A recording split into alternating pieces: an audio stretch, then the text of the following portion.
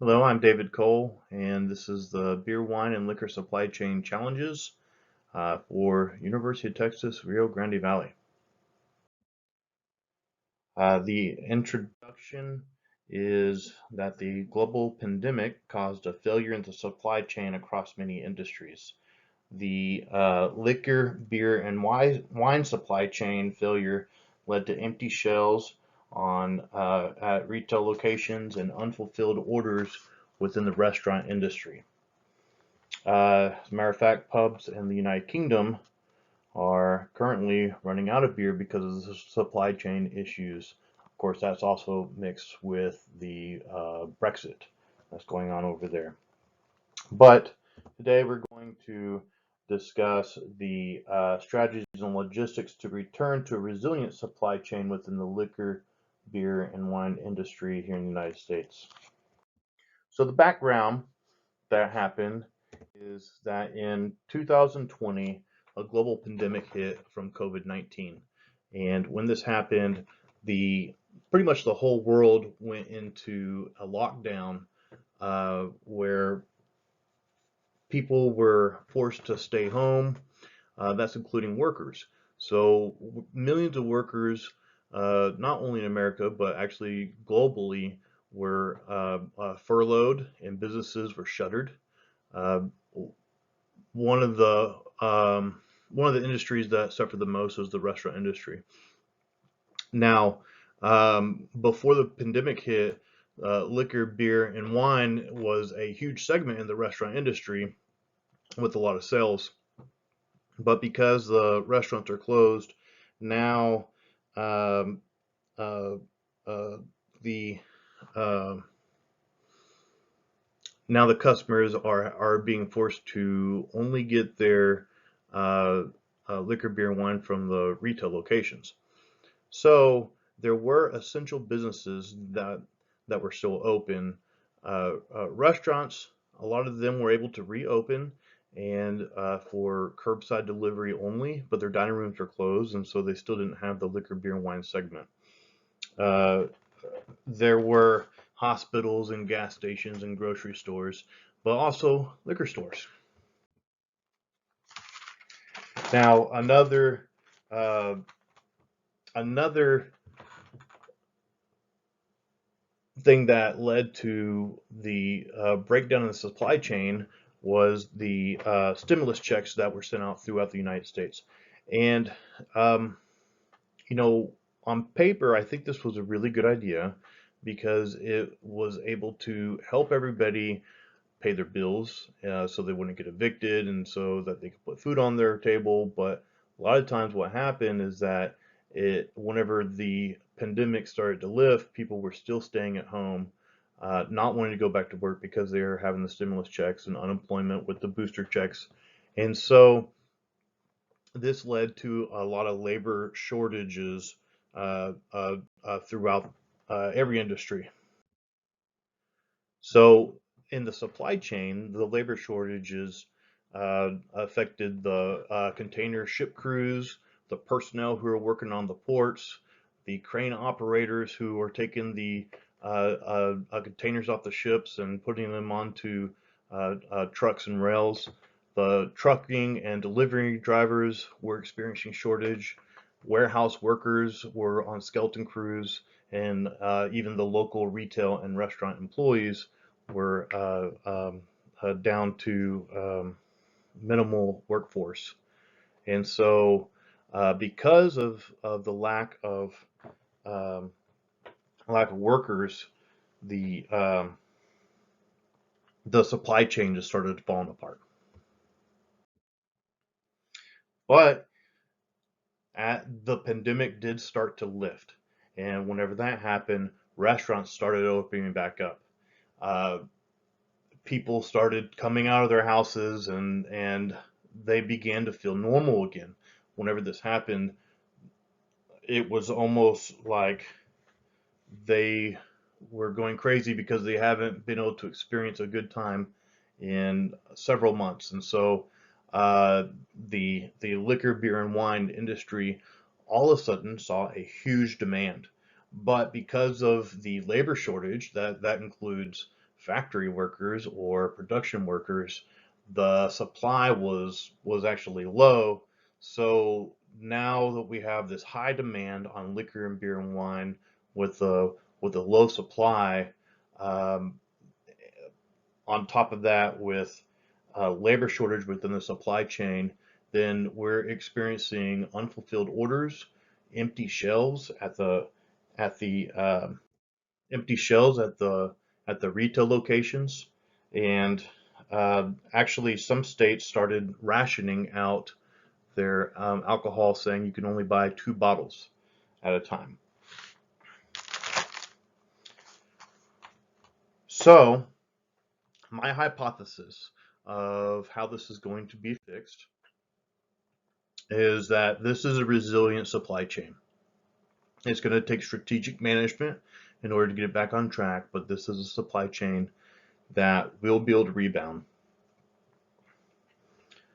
My my method and evaluation was to research the internet to look for news articles uh, and to see what the response of the supply chain has been so far and the new strategies that are being implemented. So, as we discussed earlier, the supply chain was affected by the COVID-19 global pandemic with the labor shortages that affected the supply chain workers and and also the production workers. The inflation of the liquor, beer, and wine demand whenever whenever the restaurants reopened is causing us to reevaluate the way that the supply chain is managed and look at evolutionary technology and logistics. So with the labor shortage and the low production of workers, that there was also a glass bottle shortage, and this is because there weren't enough people making glass bottles. And so as as liquor distilleries and breweries and vineries were producing their product, they began to realize that they did not have a vessel in which to put their product. And so glass bottles, plastic bottles, even the labels that are put on the bottles, they're all experiencing shortages. Uh, and then, so even with the production slowdown, there a lot of the producers are looking for new packaging alternatives.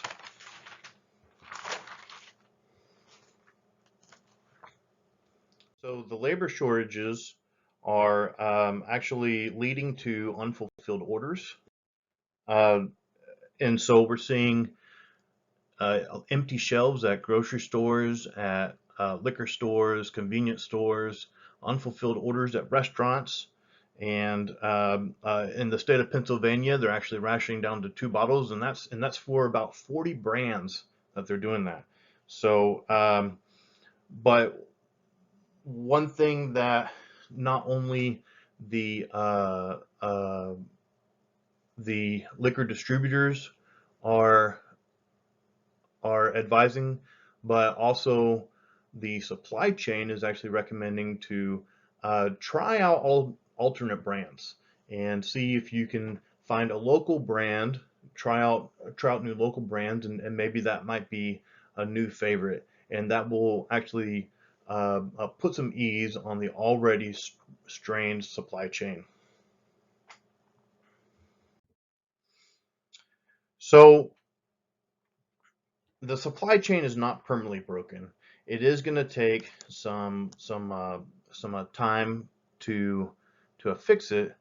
But that's the thing, is that one of the obstacles is time. So some of these liquors take 3 to 5, even longer than that, just to produce a batch. And so as we're seeing this large inflated demand because of the reopenings of restaurants and the run on liquor, beer, and wine, um, I'm personally afraid that there's going to be a false demand in the future, And so I think what we're going to see is um, warehousing, putting in orders, which is going to go into the manufacturing, which is going to go into the raw material suppliers. So in the future, we're going to see a bullwhip um, unless the supply chain managers recognize this and make the necessary adjustments. So that way it doesn't affect the future supply and demand, which will wind up affecting the pricing on that also. So the introduction of evolutionary digital logistic tools is actually a great um, strategy on bringing the supply chain not only back to where it needs to be, but actually improving it from where it was. So some of these digital logistic tools uh, have inventory management. It helps with optimizing delivery routes, and along with that, there's actually less breakage in the delivery vehicles because the routes are being consolidated, and it also improves the last mile delivery.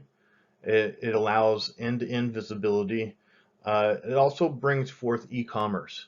And so this is something that we've started seeing recently in the liquor, beer, and wine industry, but there's a lot of people that really just don't understand how it works yet, especially um, with the boomers and the Gen X, but the millennials and and the and the Gen Z as they're starting to approach that age, we are seeing that they are comfortable with using e-commerce, but the older generations is something that is actually being eased into with this age of information.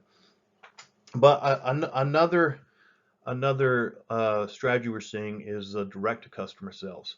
Now, some states have a three-tier sales system, and a three-tier sales system is actually where a manufacturer must sell to a distributor that can sell to an end customer. And that's all managed through the Alcohol Beverage Commission state by state. But there are some states that actually allow direct to customer sales. And so what this allows is that the consolidation warehouse, the um, distribution centers, and the retail centers are all completely cut out of that supply chain. And so this, with this labor shortage of warehouse workers and delivery drivers, this would actually put a great ease on the supply chain because now that's two or three stops that doesn't have to be made within that particular order. Another digital tool that we're seeing introduced into the liquor, beer, wine industry is blockchain technology. And so this is actually interesting. This is something that's been used in the food industry for a while because it allows the consumer to see where products are coming from, so that if it's an organic product, they can actually view what field it was grown in. Well, this is actually applying to the liquor, beer, and wine industry now, uh, and customers can see where the raw materials are coming from. But something this also brings about is visibility within the supply chain, and this is really important because it's something that's going to help. Um, it's something that's going to help prevent counterfeit products hitting the market, and it's also going to help with the traceability within the beer, liquor, and wine industry. So this leads us into our conclusion.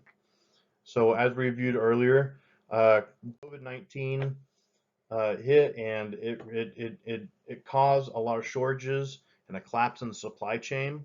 Now, this is not something that's going to be easily prepared, but I believe that introducing blockchain and digital logistic technologies is going to bring us back to a resilient supply chain. But this is going to be something that's going to take some time, but it is something that is going to be able to return not only to where it was, but actually better than it was in the first place. And the bibliography, I will give you, if you want to pause and take a look at that, you're more than welcome to. This is for bibliography for all the slides shown. And thank you very much. Once again, this is David Cole, and this is the liquor, beer, and wine supply chain challenges for University of Texas, Rio Grande Valley.